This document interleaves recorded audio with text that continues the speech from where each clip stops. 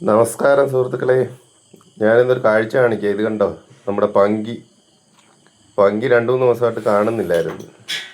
പങ്കിയെ കാണാതിരുന്നതാണ്. പങ്കി പക്ഷേ തിരക്കി പിടിച്ച് 3-4 കിലോമീറ്റർ ദൂരത്തിൽ ഞാൻ നിന്നെടുത്ത് തിരക്കി വന്നെന്നുള്ളതാണ്. നോക്ക്, രാവിലെ വന്നായിരുന്നു വീട്ടിൻ്റെ അതിലേ കൂടെ വന്നിട്ട് പോയതാണ്. എന്നെ കാണാഞ്ഞുകൊണ്ട് നമ്മൾ ആ വീട് പണിയുന്നതിൻ്റെ പരിസരത്ത് വന്ന് നിന്ന് എൻ്റെ മണം അവിടെ ഉള്ളതുകൊണ്ട്.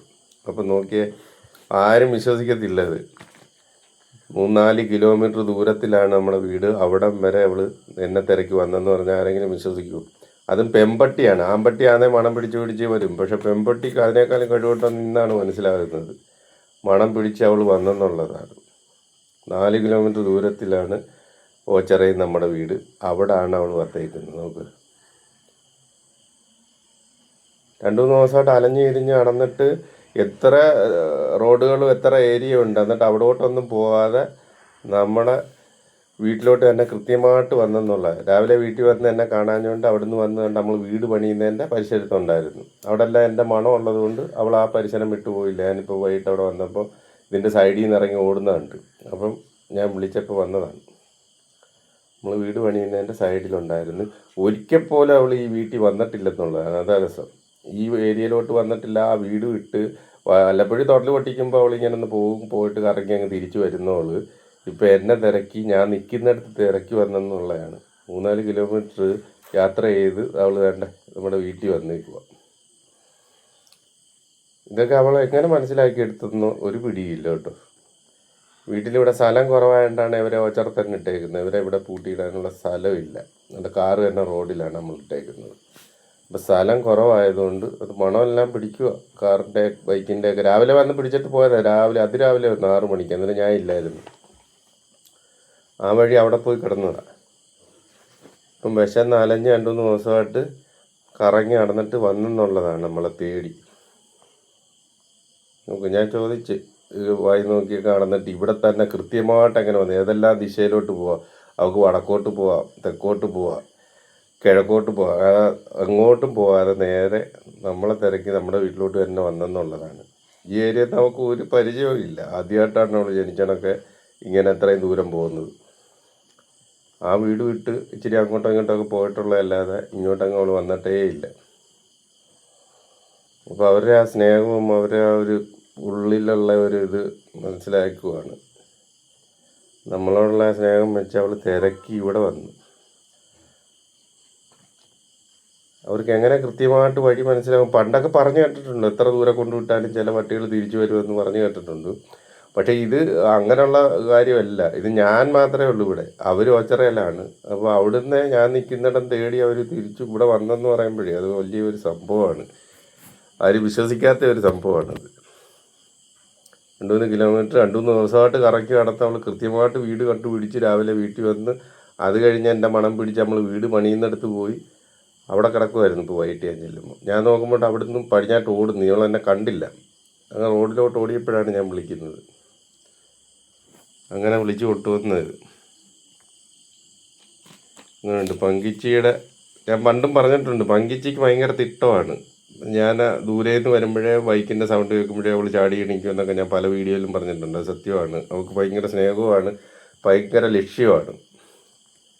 അപ്പോൾ വണ്ടി എങ്ങോട്ടാണ് പോകുന്നത് വരുന്നതെന്നൊക്കെ അവൾ അങ്ങനെ ലക്ഷ്യം പിടിച്ചിട്ടുണ്ടാവും. ആ ലക്ഷ്യം വെച്ചിഞ്ഞ് പോരുന്നതാണ്. പിന്നെ റോഡിൽ നിന്നൊക്കെ മണം പിടിച്ച് വന്നേ ആയിരിക്കും. എങ്ങനെയാണെന്ന് അറിയത്തില്ല. എന്തുമായാലും അവൾ കൃത്യമായിട്ട് വീട്ടിൽ വന്നു. 3-4 കിലോമീറ്റർ ദൂരത്തിലുള്ള വീടാണ്. അവിടെ കൃത്യമായിട്ട് വന്നെന്നുള്ളതാണ്. സന്തോഷമായി.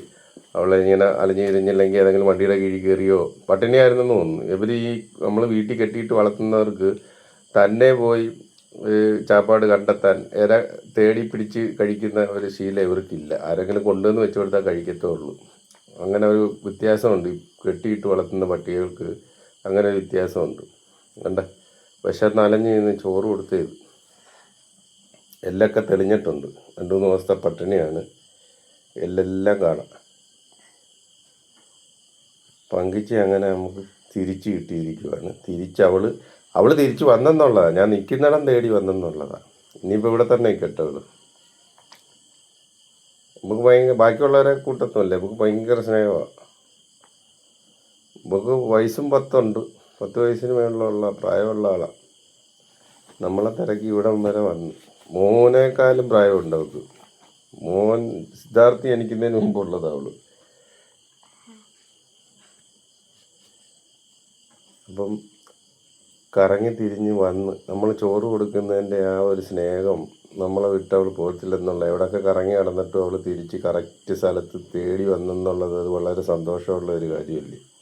2 ദിവസമായിട്ട് പട്ടിണിയായിരുന്നു, നമ്മളെല്ലാവരും നോക്കുന്നുണ്ടായിരുന്നു. പക്ഷേ അവൾ കൃത്യമായിട്ട് തിരക്കി വന്ന്, അത് നമ്മുടെ ആ ഒരിതും അവൾ നമ്മളെ സ്നേഹിക്കുന്നത് കൊണ്ട് എവിടെ പോയാലും അവൾ നമ്മളെ തേടി വരുമെന്ന് നമുക്കറിയാം.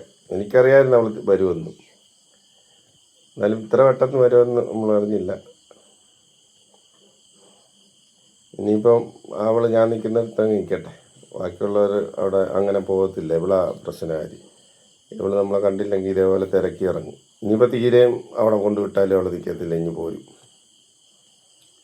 ഇനി ഇവളെ ഇടയൊക്കെ ഒന്ന് നൂത്തെടുക്കണേ കുറേ ദിവസം എടുക്കും. അല്ല, കിടക്കാനൊക്കെ ഉള്ള സംവിധാനം ഞാൻ ബൈക്കിൻ്റെ സൈഡിൽ ഒപ്പിച്ചു കൊടുത്ത്, അതുകൊണ്ട് അവൾ സുഖമായിട്ട് അവിടെ കിടക്കുക.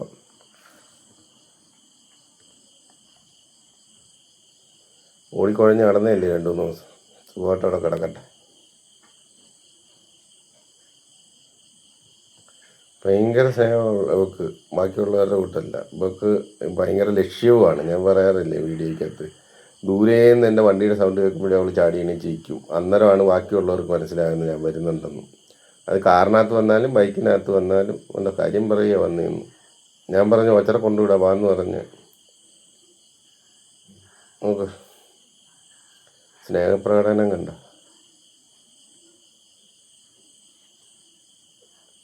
ഓച്ചറയിൽ ഇവിടം വരെ വഴി ആര് പറഞ്ഞു കൊടുത്തെന്ന് ഞാൻ ചോദിച്ചു. എന്നോട് ആര് പറഞ്ഞ ഇവിടം വരെ വരാനെന്ന് ചോദിച്ച് ഞാൻ പോകാമെന്ന് പറഞ്ഞപ്പോൾ എൻ്റെ പുറകിൽ ആര് നമുക്ക്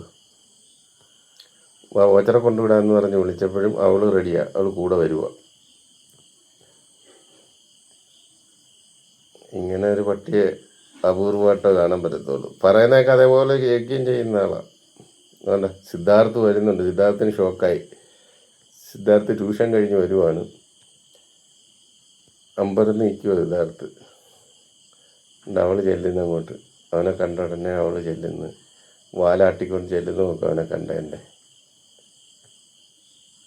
ഒന്ന് വാലാട്ടിക്കൊണ്ട് ചെല്ലുന്നു നോക്ക്. സ്നേഹം നോക്ക് അവനോടുള്ള. അവൻ വണ്ടടിച്ച് നിൽക്കുക. അവൻ പ്രതീക്ഷിച്ചില്ല ഇത്രയും ദൂരത്ത് അവനെ തിരക്കി ഇവിടം വരെ വരുമെന്ന്.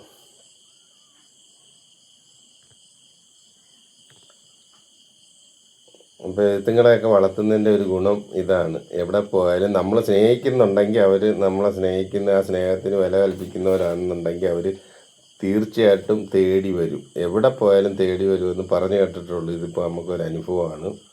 ഒരിക്കൽ പോലും അവൾ ഈ ഏരിയ അറിയത്തില്ല, ഈ ഏരിയയിലോട്ടൊന്നും വന്നിട്ടില്ല. ആ വീട് വിട്ട് അങ്ങനെ പുറത്തോട്ട് പോയിട്ടുള്ളവളല്ല. പലപ്പോഴും ഒന്ന് ഉടൽ വെട്ടിച്ച് പോയാൽ അവിടെ പരിസരത്തുനിന്ന് ഇറങ്ങിയിട്ട് നേരെ തിരിച്ച് അവിടെ വരുന്നവള് ഇപ്രാവശ്യം അവിടെ വരാതെ അവൾ ഇവിടെ വന്നെന്നുള്ളത് നമുക്ക് തിരക്കി. 3-4 കിലോമീറ്റർ ദൂരത്തിലാണ് നമ്മളിപ്പോൾ താമസിക്കുന്നത്. അവിടെ തിരക്കി വന്ന്. അപ്പോൾ അവളെ ഒന്ന് സമ്മതിച്ചു കൊടുത്തല്ലേ പറ്റത്തുള്ളൂ. നമ്മളോടുള്ള സ്നേഹവും അതേപോലെ ആണെന്ന് ആലോചിച്ചോണം. എപ്പോഴും ഇവിടെ ആകുമ്പോൾ അവൾക്ക് അറിയാം, പെട്ടെന്ന് എപ്പോഴും കണ്ടുകൊണ്ടിരിക്കാമല്ലോ. അത് പ്രതീക്ഷിച്ചായിരിക്കും അവൾ വന്നത്. അപ്പം എല്ലാവർക്കും ഒരു നല്ല ദിവസം നേരുന്നു. Okay, bye. വീണ്ടും പിള്ളേരെ വിശേഷങ്ങളുമായിട്ട് വരാം.